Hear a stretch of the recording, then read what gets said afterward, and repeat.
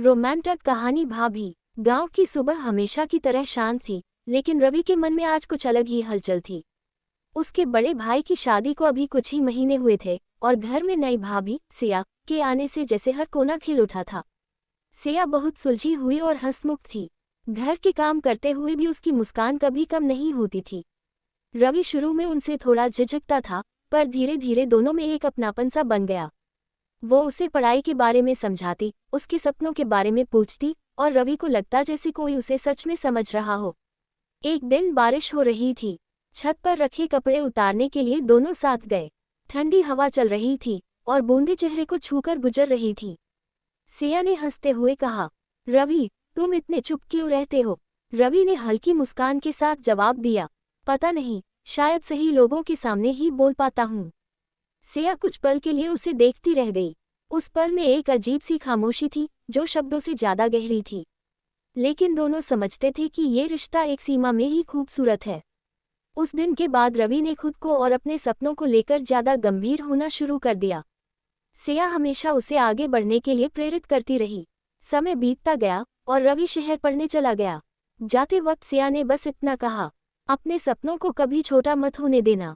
रवि मुस्कुराया और मन ही मन समझ गया, कुछ रिश्ते नाम के नहीं होते, लेकिन जिंदगी भर साथ रहते हैं।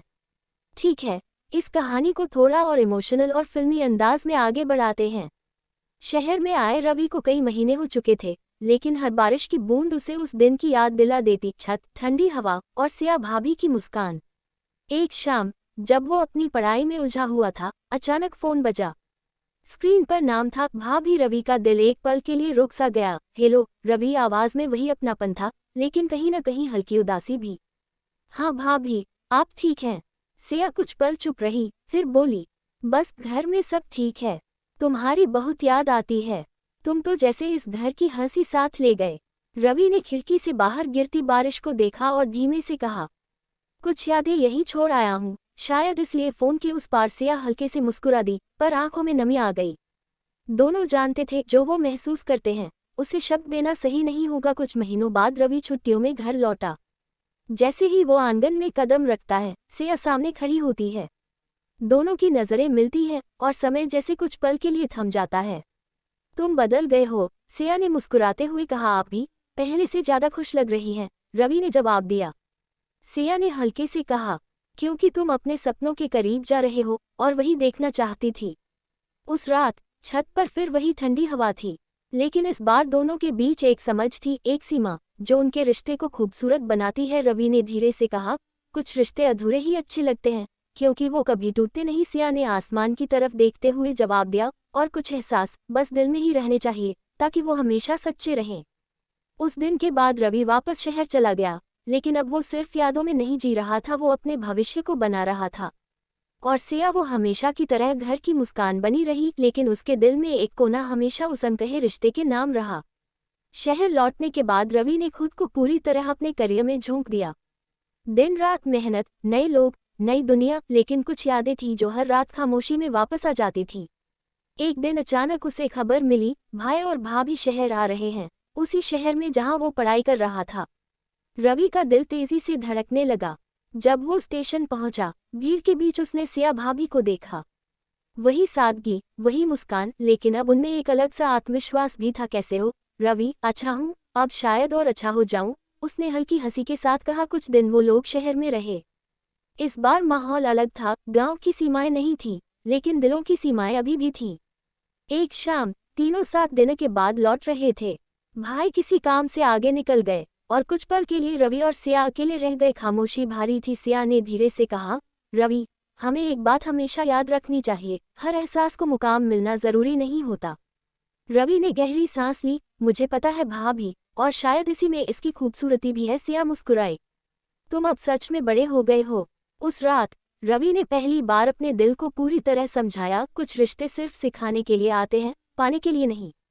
कुछ साल बाद रवि एक सफल इंसान बन चुका था। उसकी जिंदगी में कोई और भी आ चुकी थी, एक ऐसी लड़की जिसके साथ वो बिना किसी झिझक के हंस सकता था, जी सकता था। शादी के दिन जब सिया भाभी ने उसे सेहरा पहनाया, तो उनकी आंखों में खुशी थी, पूरी, सच्ची। रवि ने धीरे से कहा, आपने जो सिखाया वही आज मेरी सबसे बड़ी ताकत है, सिया ने जवाब दिया, और तुमने जो समझा वही तुम्हारी सबसे बड़ी जीत है। रवि अब शहर में एक सफल इंजीनियर बन चुका था। उसकी जिंदगी में नेहा नाम की लड़की आए और बेहद समझदार। धीरे धीरे दोनों करीब आए और रिश्ता शादी तक पहुंच गया, लेकिन अतीत वो कभी पूरी तरह पीछे नहीं छूटता। शादी की तैयारियों के बीच जब सिया भाभी शहर आई, रवि का दिल फिर से उलझ गया। वो अब पहले जैसा लड़का नहीं था, लेकिन एहसास कहीं दबे हुए जिंदा थे। नेहा ने ये बदलाव महसूस किया। एक रात उसने सीधे रवि से पूछा, क्या तुम किसी और के बारे में सोच रहे हो? रवि चुप रहा। यही चुप्पी जवाब थी। कुछ दिनों बाद नेहा और सिया आमने सामने थी। नेहा ने साफ शब्दों में पूछा, क्या आपके और रवि के बीच कुछ है? सिया कुछ पल चुप रही, फिर बहुत शांति से बोली, जो है वो कभी होना नहीं चाहिए था, और जो नहीं है वो कभी होगा भी नहीं।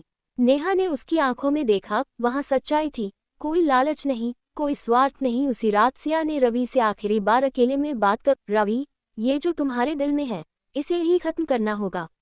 लेकिन भाभी नहीं, उसने पहली बार सख्ती से कहा, ये प्यार नहीं है, ये एक खूबसूरत गलती है जो अगर आगे बढ़ी तो सब कुछ तोड़ देगी। रवि की आंखें नम हो गई।